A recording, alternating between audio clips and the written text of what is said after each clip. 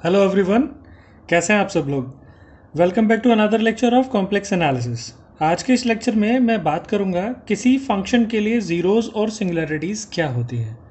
ठीक, सबसे पहले अगर मैं ज़ीरोज़ की बात करूं तो ज़ीरोज़ का एक और नाम भी होता है जिसे आप पहले से पढ़ते आए हैं। अगर आपको अलजेब्रिक फंक्शंस याद हैं तो वहाँ हम कहते थे कि किसी अलजेब्रिक फंक्शंस के रूट क्या होते हैं, तो रूट्स को ही यहाँ पर ज़ीरोज़ कहा जा रहा है। तो आप समझते हैं रूट्स क्या होते हैं, वो पॉइंट्स जिन पर फंक्शन की वैल्यू ज़ीरो हो जाती है, राइट। यानी ऐसे z जिन पर किसी कॉम्प्लेक्स फंक्शन की वैल्यू ज़ीरो हो जाती है, हम उन पॉइंट्स को क्या कहते हैं, उस फंक्शन के ज़ीरोज़ यानी रूट्स कहते हैं, राइट। जैसे मैंने एक एग्जाम्पल यहाँ कंसिडर किया है, F Z is equal to z upon z minus one divided by z square plus one. तो ये z is equal to zero और z is equal to one पर इस फंक्शन की वैल्यू जीरो हो जाती है, इसीलिए जीरो और वन इस फंक्शन के लिए क्या होंगे, जीरोज होंगे, राइट। चलिए अब आज के दूसरे और इंपॉर्टेंट टॉपिक पर चलते हैं जिसका नाम है सिंगुलैरिटीज। सिंगुलैरिटीज यानी ऐसे पॉइंट जिनको सिंगुलर पॉइंट कहते हैं। कौन से पॉइंट सिंगुलर होते हैं, जहां कोई फंक्शन एनालिटिक नहीं होता। मैंने यहां लिखा है the points where an analytic function fails to be analytic are called singularities और सिंगुलर पॉइंट्स, राइट।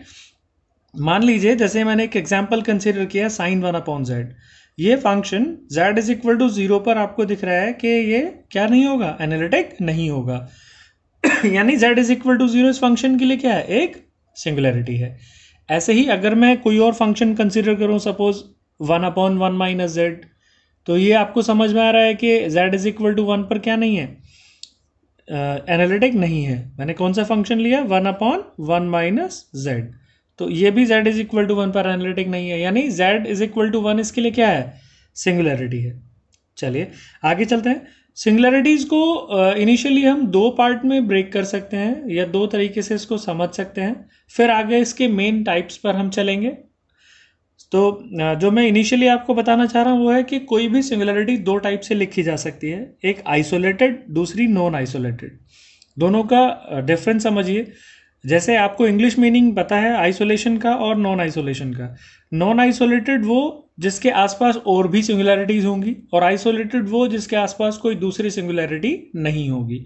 अगर मैं कॉम्प्लेक्स एनालिसिस के टर्म्स में बात करूं तो अगर मैं कोई मान लीजिए z is equal to zero पर, z is equal to z zero पर कोई सिंगुलैरिटी एग्जिस्ट करती है, ठीक।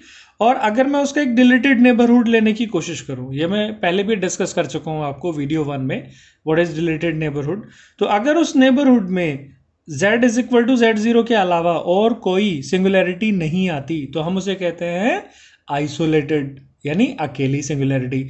और अगर उसके अलावा और भी सिंगुलैरिटीज आती हैं तो उसे हम कहते हैं नॉन आइसोलेटेड सिंगुलैरिटी। मतलब समझ में आया आपको? आप जरा सी इंग्लिश का मीनिंग भी समझेंगे तो भी इस टॉपिक का मतलब समझ में आ जाएगा। आइसोलेटेड मतलब जब उसके नेबरहुड में और कोई सिंगुलैरिटी ना हो, और नॉन आइसोलेटेड यानी जब उसके नेबरहुड में और भी सिंगुलैरिटीज एग्जिस्ट करें। जैसे एक एग्जांपल यहाँ कंसीडर किया, z plus one upon z square into z minus one. अगर मैं इसकी सिंगुलैरिटीज देखूं तो एक तो z is equal to zero पर है और एक z is equal to one पर है। समझ में आ रहा है सीधा, z is equal to zero होगा तब ये फंक्शन एनालिटिक नहीं होगा और z is equal to one पर भी नहीं होगा। लेकिन ये दोनों ही कैसे हैं, ये दोनों सिंगुलर पॉइंट आइसोलेटेड हैं। क्योंकि अगर मैं z is equal to zero के आसपास सपोज एक नेबरहुड बनाता हूं जिसमें एप्सिलॉन की वैल्यू वन अपॉन टू ले लूं, तो उसमें कोई और सिंगुलैरिटी एग्जिस्ट नहीं करेगी। या z is equal to one पे मैं हाफ का या वन बाई थ्री या वन बाई फोर रेडियस का अगर मैं कोई सर्कल बनाता हूँ, कोई नेबरहुड लेता हूँ, तो उसमें वन के अलावा कोई और सिंगुलैरिटी नहीं होगी, यानी वो कैसी होगी, आइसोलेटेड, ठीक। और अगर मैं दूसरा एग्जाम्पल कंसीडर करूँ, जैसे मैंने यहाँ लिया one upon sine pi upon Z, तो इसकी सिंगुलैरिटी कहाँ होगी, जहाँ sine pi upon Z zero होगा। और साइन पाई अपॉन जेड को मैंने जीरो रखा, साइन कहाँ जीरो होता है, साइन एन पाई पर, सभी जानते हैं हम लोग। यानी पाई अपॉन जेड की वैल्यू कितनी हो गई, एन पाई, और यू कैन से z कितना हो गया, वन अपॉन एन, ठीक। हम इस रिलेशन तक पहुंच गए। अब अगर ध्यान से देखें, z is equal to zero की अगर मैं बात करूं तो z is equal to zero कब होगा, जब n इनफाइनाइट होगा। तो यानी इस पॉइंट पर फंक्शन एनालिटिक नहीं होगा। अगर आप ध्यान दे रहे हैं तो ये इन सभी पॉइंट्स पर अगर आप इसमें n को 1 रखें, 2 रखें, 3 रखें, 4 रखें, तो क्या पॉइंट आएंगे हमारे पास? 1 आएगा, 1/2 आएगा, 1/3 आएगा। ये सारे पॉइंट्स ही क्या हैं? ये सारे पॉइंट्स ही हमें सिंगुलर पॉइंट मिल रहे हैं। लेकिन अगर मैं n is equal to infinite की बात करूं तो उस पर z कितना हो जाएगा? 0। तो z is equal to 0 non isolated singularity होगी। क्यों? क्योंकि उस समय पर n is equal to infinite के पर आप जो भी सर्कल या जो भी नेबरहुड कंसीडर करने की कोशिश करेंगे उसके आसपास कोई और पॉइंट भी डेफिनेटली आएगा, क्योंकि वो एक डेंस पोजीशन है। ठीक, यानी जब भी इनफाइनाइट की बात होगी तो इन्फिनिटी पे अक्सर क्या आएगा? नॉन आइसोलेटेड सिंगुलैरिटी, जो कि वहां क्या हो जाती है? डेस्क हमारी बहुत डेंस हो जाती है। अगर आप कोई नंबर सपोज करें, सपोज आप कहें कि 1 बिलियन, तो आप 1 बिलियन के आगे भी +1 जोड़ के या +0.1 जोड़ के उसमें नंबर को इंक्रीज कर सकते हैं। राइट, तो आप समझ सकते हैं कि इनफाइनाइट पर जब डिस्क हमारी डेंस हो जाती है तो वहां पर उस पॉइंट के अलावा जो n की दूसरी वैल्यूज होंगी उन पर भी क्या निकलेगा? सिंगुलर पॉइंट निकलेगा। यानी वहां हम कोई एक ऐसा नेबरहुड नहीं ले पाएंगे जिसमें कोई और सिंगुलैरिटी ना आए। आप समझ सकते हैं? यानी ये सब बाकी सब पॉइंट्स हैं, ये सभी कैसे हैं? ये सभी आइसोलेटेड सिंगुलर पॉइंट्स हैं। लेकिन n is equal to infinite पर जब z 0 हो जाएगा वो कैसा होगा? वो नॉन आइसोलेटेड होगा। ठीक, चलिए अब आगे चलते हैं। अब इसके मेन टाइप्स की बात करते हैं कि जो सिंगुलर पॉइंट्स होते हैं वो कितने टाइप के हो सकते हैं। चलिए, मान लीजिए कोई एनालिटिक फंक्शन है F Z is analytic except z is equal to z0। ये z0 पर एनालिटिक नहीं है। तो इस पॉइंट के लिए मैं अगर एक एनुलस कंसीडर करूं z minus z0 in between r1 and r2, तो इस एनुलस के लिए मैं इस फंक्शन की लॉरेंट एक्सपेंशन निकाल सकता हूं। इस बारे में हम पहले बात कर चुके हैं। तो बाय लॉरेंट एक्सपेंशन क्या होगा? लॉरेंट एक्सपेंशन इसका f Z is equal to sigma n from 0 to infinite an z minus z0 power n plus sigma n from 1 to infinite bn z minus z0 power minus n। Right, ये हम बात कर चुके हैं पिछली video में Laurent expansion के बारे में। तो ये जो लॉरेंट एक्सपेंशन का सेकेंड पार्ट है ये होता है प्रिंसिपल पार्ट। हमने बताया था आपसे यही यहां पर मेजर रोल प्ले करता है, जो सिंगुलैरिटीज के बारे में यहां आपको इंफॉर्मेशन देगा कि आपकी सिंगुलैरिटी कौन से टाइप की है, उसका क्या नाम है। तो इसी के बेसिस पे मैं सिंगुलैरिटीज को यहां डिफाइन करूंगा। ठीक, तो सबसे पहले जो टाइप मैं डिफाइन कर रहा हूं वो डिफाइन कर रहा हूं रिमूवेबल सिंगुलैरिटी।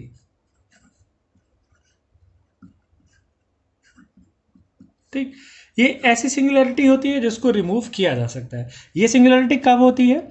ये सिंगुलैरिटी तब होती है जब सारे के सारे bn 0 होते हैं, यानी जब कोई भी प्रिंसिपल पार्ट में टर्म नहीं होती। राइट, तो if no terms are in principal part, यानी ऑल bn आर 0। अगर सब के सब bn 0 हो जाएं तो हम उसे क्या कहते हैं? Removable singularity. फॉर एग्जाम्पल अगर मैं बात करूं, मान लीजिए मैं एक फंक्शन कंसीडर करता हूं F Z is equal to sine Z upon z. ठीक, अगर मैं इसको एक्सपेंड करने की कोशिश करूं तो 1/z मैंने बाहर रखा। साइन जेड का एक्सपेंशन क्या होता है? z minus z cube upon factorial 3 plus z raise to the power 5 upon factorial 5 and so on. अगर z से डिवाइड करेंगे तो क्या आएगा? 1 minus Z square upon factorial 3 plus z raise to the power 5 upon 4 upon factorial 5 and so on. तो आप इसमें ध्यान दे सकते हैं कि इसमें कोई भी z की नेगेटिव पावर नहीं है, यानी इसमें सारे के सारे प्रिंसिपल पार्ट के जो मेंबर्स हैं वो सब क्या है? गायब हैं, यानी ऑल bn आर 0। तो हम क्या कर सकते हैं? अगर मैं इस फंक्शन को रीडिफाइन कर लूं z इज इक्वल टू 0 पर, तो ये क्या हो जाएगा? एनालिटिक हो जाएगा। ये function z is equal to 0 पर एनालिटिक नहीं है, तो इसको एनालिटिक कैसे बना सकते हैं? इसी सिंगुलैरिटी को हम रिमूवेबल सिंगुलैरिटी बोल रहे हैं। कैसे कि मैं अगर इसको ये डिफाइन कर लूं कि F Z is equal to sine Z upon Z when Z is not equal to 0, और ये जो वैल्यू है अगर मैं जेड को 0 रखूंगा तो क्या वैल्यू आएगी 1, and 1 when Z is equal to 0, तो ये फंक्शन क्या हो जाएगा, ये फंक्शन एंटायर फंक्शन हो जाएगा। समझते हैं आप? तो इसका मतलब क्या हुआ कि रिमूवेबल सिंगुलैरिटी तब होती है जब आपकी, अगर इस फंक्शन की मैं लिमिट निकालूं z टेंडिंग टू 0 पर, तो वो लिमिट क्या आ रही है 1 आ रही है। यानी जब भी आपकी limit z tending to z0 पर कितनी आएगी, फाइनाइट आएगी, यानी एग्जिस्ट करेगी, तो हम उसे क्या कहेंगे, रिमूवेबल सिंगुलैरिटी। और जो लिमिट की वैल्यू आती है उस पॉइंट पर फंक्शन की अगर वो वैल्यू हम रख दें या मान लें तो वो सिंगुलैरिटी रिमूव हो जाती है और फंक्शन कैसा हो जाता है, एंटायर फंक्शन हो जाता है। समझ में आई बात? चलिए अब दूसरे पॉइंट पर चलते हैं। दूसरी होती है जिसको हम कहते हैं इसेंशियल सिंगुलैरिटी। ठीक, इसेंशियल सिंगुलैरिटी, ये सिंगुलैरिटी तब होती है अगर आपके प्रिंसिपल पार्ट में इनफाइनाइट नंबर ऑफ टर्म्स हो। ठीक, तो infinite terms in principal part. ठीक, जैसे मान लीजिए मैं बात करूं F Z is equal to E raise to the power 1 upon Z की, तो अगर इसको एक्सपेंड किया जाएगा तो इसका एक्सपेंशन क्या आएगा, 1 plus 1 upon Z plus 1 upon z square plus 1 upon Z cube and so on. ये ऐसे ही इनफाइनाइट तक एक्सपेंशन चलता रहेगा। यानी इसमें जो z की नेगेटिव पावर्स हैं वो ऐसी कितनी टर्म्स हैं, इनफाइनाइट नंबर ऑफ टर्म्स हैं। ठीक, यानी प्रिंसिपल पार्ट में कितनी टर्म हो गई, इनफाइनाइट। तो कैसा हो गया, ये जो सिंगुलैरिटी है हम इसको बोलेंगे इसेंशियल सिंगुलैरिटी, राइट। और इसेंशियल सिंगुलैरिटी की हम जब भी बात करेंगे तभी हम आइसोलेशन और नॉन आइसोलेशन की बात करेंगे। ठीक, तो आप ये पॉइंट याद रखना कि जो हमने आइसोलेटेड और नॉन आइसोलेटेड सिंगुलैरिटी की बात की थी वो कहाँ इंक्लूड होगी, वो इसेंशियल सिंगुलैरिटी के साथ हमेशा इंक्लूड होगी। ठीक, जैसे अगर मैं यहां देखूं तो ये function z is equal to 0 पर क्या नहीं है, ये एनालिटिक नहीं है, यानी z इज इक्वल टू 0 इसके लिए क्या है, एक सिंगुलैरिटी है। कैसी है, इसेंशियल। क्यों, चूंकि इसमें इनफाइनाइट नंबर ऑफ टर्म्स हैं। अब क्या वो आइसोलेटेड है या non isolated, of course isolated है। क्यों, चूंकि z इज इक्वल टू 0 के अलावा और कोई उसके आसपास सिंगुलैरिटी नहीं है। तो ये कैसी हुई, ये हुई आइसोलेटेड इसेंशियल सिंगुलैरिटी। बात समझ में आई? चलिए अब तीसरी और जो लास्ट टाइप है सिंगुलैरिटीज का उसकी बात करते हैं। अगर मान लीजिए इस सिंगुलैरिटी का नाम होता है पोल। अगर फाइनाइट नंबर ऑफ टर्म्स हो प्रिंसिपल पार्ट में, कैसी हो, finite number of terms in principal part. कैसे, जैसे मान लीजिए 4 टर्म हो, 5 टर्म हो, 6 टर्म हो, तो उस तरह की अगर ऐसा कुछ है तो हम क्या कहते हैं, इस उस जो सिंगुलैरिटी होती है हम उसको कहते हैं पोल, राइट। फॉर एग्जाम्पल मान लीजिए z is equal to z0 पर एक सिंगुलैरिटी एग्जिस्ट करती है, और अगर मैं उसका लॉरेंट एक्सपेंशन निकालता हूं तो वो इस तरह आता है, F Z is equal to sigma N from 0 to infinite A N z minus z0 power n। और जो प्रिंसिपल पार्ट है अगर मैं उसको एक्सपेंड करता हूं तो उसकी वैल्यू कुछ इस तरह आ जाती है, b1 upon z minus z0 plus b2 upon z minus z0 whole square and so on plus up to bm upon z minus z0 power m। यानी अगर इसमें m नंबर ऑफ टर्म्स हैं तो यहां z माइनस z0 की maximum power कितनी आ रही है, m। तो ये z is equal to z0 पर एक पोल होगा और उस पोल का एक ऑर्डर होगा, वो ऑर्डर होगा m, यानी उसमें कितनी टर्म्स आ रही हैं। ठीक है, तो जितनी भी उसकी मैक्सिमम पावर होगी वही क्या बताएगा हमें, वो बताएगा कि उस पोल का ऑर्डर कितना है। तो दो तरीके से हमने पहचाना, पहले देखा कि इसमें जो नंबर ऑफ टर्म्स हैं वो फाइनाइट है, m टर्म्स है, ठीक, तो पोल हो गया। फिर हमने देखा कि उसकी पावर कितनी है, पावर यहाँ पर कितनी आ रही है, m, तो वो कितने ऑर्डर का पोल हो गया, m ऑर्डर का पोल हो गया। यानी हम कह सकते हैं कि at z is equal to z0 it's a pole of order m। और मान लीजिए अगर m इज इक्वल टू 1 हो जाए तो उसे क्या कहते हैं, हम उसे कहते हैं सिंपल पोल। यानी अगर फर्स्ट ऑर्डर का पोल है तो उसके लिए एक स्पेशल नाम दिया हमने, सिंपल पोल। करेक्ट। तो इस तरीके से 3 टाइप की सिंगुलैरिटीज मैंने आपके सामने डिस्कस की। पहले रिमूवेबल, जब कोई टर्म नहीं होती प्रिंसिपल पार्ट में, उसके बाद एसेंशियल यानी जब इनफाइनाइट नंबर ऑफ टर्म्स होती हैं, और उसके बाद पोल यानी जब फाइनाइट नंबर ऑफ टर्म्स होती है। कुछ एग्जाम्पल मैं आपसे डिस्कस करता हूं ताकि आपको ये टॉपिक और बेहतर तरीके से क्लियर हो। जैसे मान लीजिए मैं एक एग्जाम्पल डिस्कस करूं, F Z is equal to sine 1/z। ठीक, और मैं z इज इक्वल टू 0 पर बात कर रहा हूं कि z इज इक्वल टू 0 उसकी एक सिंगुलैरिटी है, तो वो सिंगुलैरिटी कौन सी होगी उसका नाम बताना है हमको। तो अगर मैं इस फंक्शन को एक्सपेंड करूं तो इस फंक्शन की वैल्यू कितनी आएगी, 1/z minus 1/3 z cube, sorry 1/z3, ठीक, और plus 1/5 1/z⁵5 and so on, ऐसे ही कुछ आया था। ठीक, तो साइन का हमने जैसे ही एक्सपेंशन ओपन किया तो अब मैं देख सकता हूं कि अगर मैं इसमें z को 0 सब्सिट्यूट करता हूं तो वो एक सिंगुलैरिटी है। ठीक, और वो कौन सी सिंगुलैरिटी है, ऐसी कितनी टर्म्स आएंगी इसमें प्रिंसिपल पार्ट में जब z नेगेटिव है, इनफाइनाइट नंबर ऑफ टर्म्स आ रही हैं। यानी ये कौन सी जो हमारी सिंगुलैरिटी है वो कौन सी है, ये इसेंशियल सिंगुलैरिटी है। जैसे ही इसेंशियल वर्ड आया तो अब आपको समझना है कि ये आइसोलेटेड है या नॉन आइसोलेटेड है। ठीक, मैंने आपको बताया था कि इसके साथ आइसोलेशन और नॉन आइसोलेशन चलेगा। तो यहां z इज इक्वल टू 0 के अलावा क्या आपको कोई और सिंगुलैरिटी नजर आ रही है, आंसर इज नो। तो z इज इक्वल टू 0 कैसी हुई, आइसोलेटेड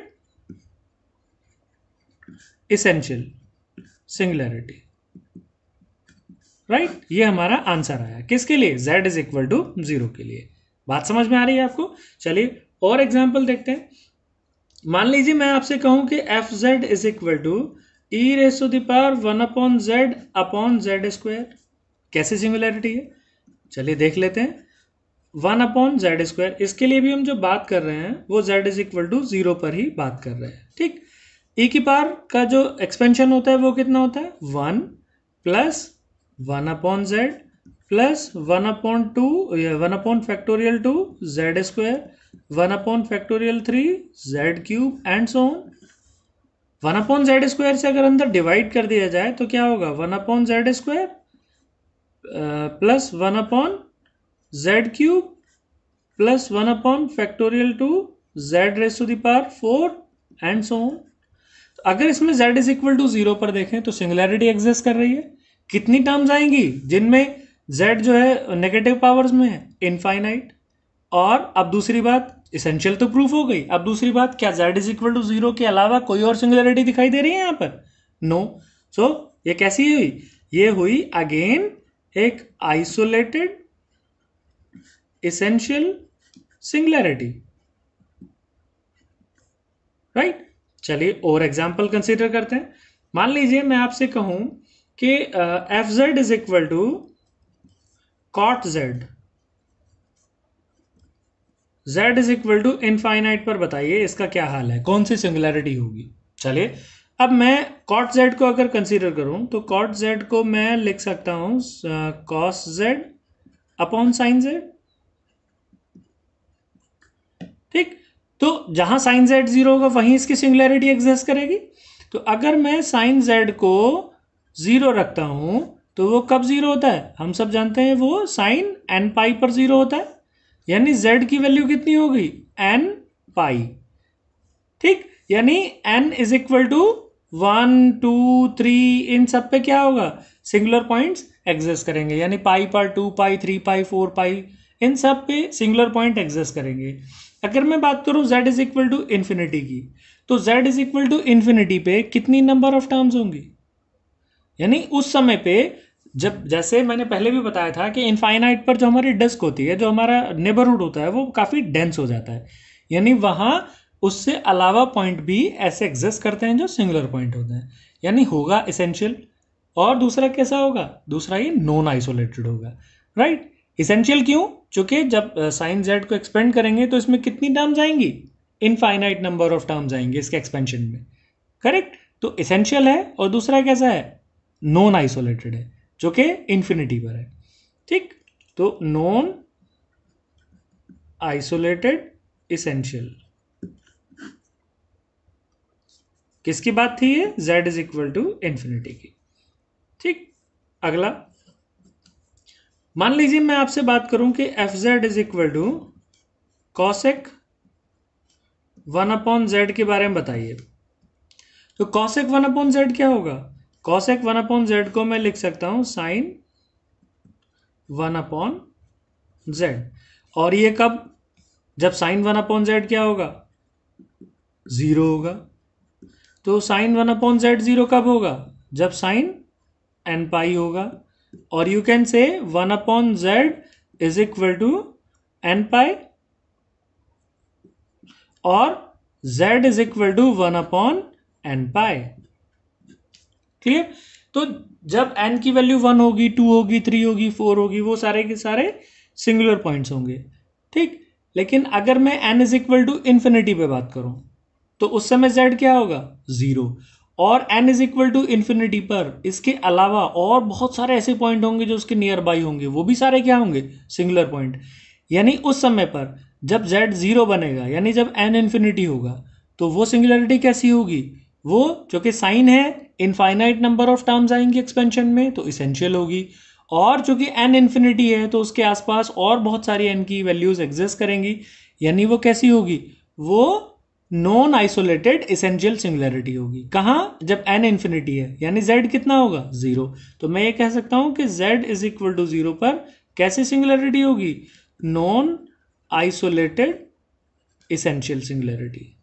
आपको बात समझ में आ रही है, मैं आपसे क्या समझाना चाह रहा हूं यहां आपको, कि आपको यह समझना है कि इसेंशियल क्यों है, इसेंशियल होने का रीजन है इनफाइनाइट नंबर ऑफ टर्म्स।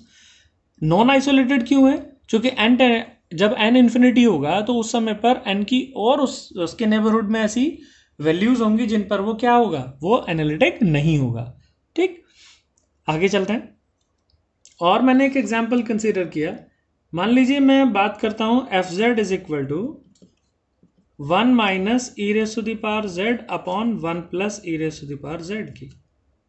तो अब इसका ये तो कभी जीरो होगा नहीं, ये जीरो कब होगा, जब e raise to the power z is equal to -1, which is not possible.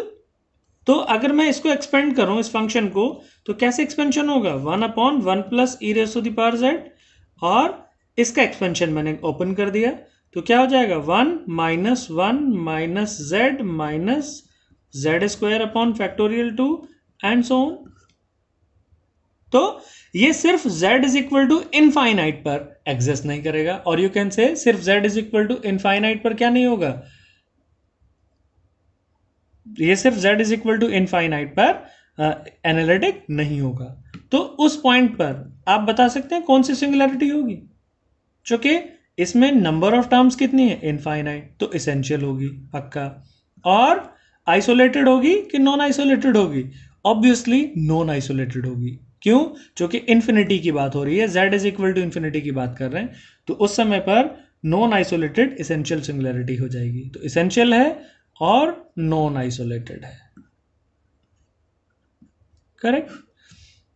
हो सकता है ये वीडियो आपको मल्टीपल टाइम्स देखनी पड़े, आपको बहुत ध्यान से रीजन को सुनना समझना पड़ेगा, क्योंकि टॉपिक थोड़ा सा कंफ्यूजिंग होता है। आपकी ज़रा सी सावधानी हटेगी, आपको टॉपिक समझ में आना बंद हो जाएगा। तो थोड़ा ध्यान से ऑब्जर्व कीजिए, जो कुछ भी मैं आपको यहाँ बता रहा हूँ उन रीजंस को थोड़ा ध्यान से समझिए। चलिए एक दो एग्जाम्पल मैं आपसे और शेयर कर रहा हूँ, फिर हम आज की वीडियो को फिनिश करेंगे। जो एक एग्जाम्पल मैंने सपोज आपसे कंसीडर लिया, F Z is equal to 1/cos z minus sine z, और मैं कहूं कि z इज इक्वल टू π/4 पर बताइए इसकी सिंगुलरिटी कैसी होगी। तो अगर मैं z is equal to pi by 4 यहाँ सब्सिट्यूट करता हूँ तो it will be 1/√2, sine is also 1/√2, that is it becomes 0, यानी 1/0 इज इनफाइनाइट। तो ये एक क्या हो गई, ये एक सिंगुलैरिटी हो गई। अब यहां पर ध्यान दीजिए z is equal to pi by 4 एक अकेली सिंगुलैरिटी है जो इसको क्या बना रही है, इस समय इसको 0 बना रही है। Getting my point?